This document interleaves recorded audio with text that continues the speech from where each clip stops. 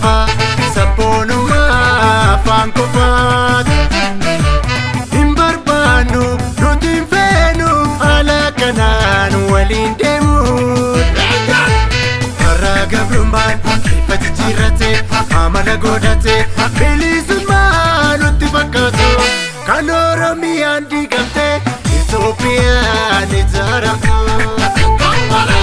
bilisummaa karaa tafa walaabummaa afaan qofaat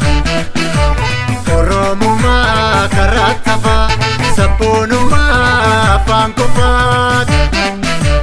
hin barbaannu nuti hin feenu haala kanaan waliin deemuun har'a gabrummaan ifa jijjiirrate amala godhate bilisummaa nutti fakkaatu kan Oromiyaan diigamte Itoophiyaan ijaaramtu.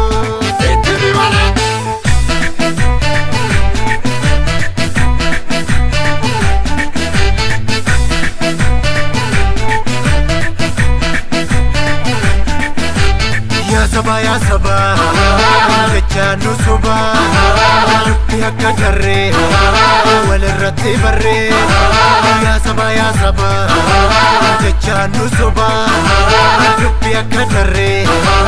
walirratti barree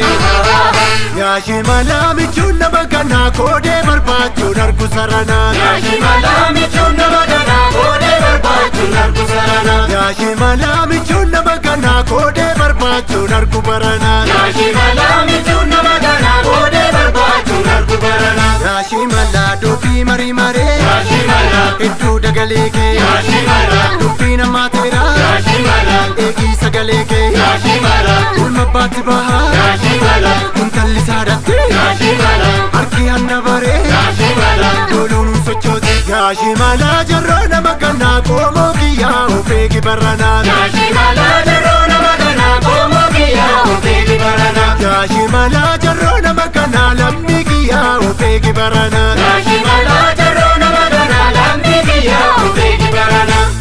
eegi sagalee kee eegi korojoo kee eegi sagalee kee eegi korojoo kee kacha maaliin darbee karaa Booranaa dagallee jabeessi eegi ofirraa hattuu sagalee jabeessi eegi ofirraa hattuu sagalee kacha maaliin darbee karaa Bishooftuu Moojoo jabeessi eegi ofirraa hattuu korojoo jabeessi eegi ofirraa hattuu korojoo.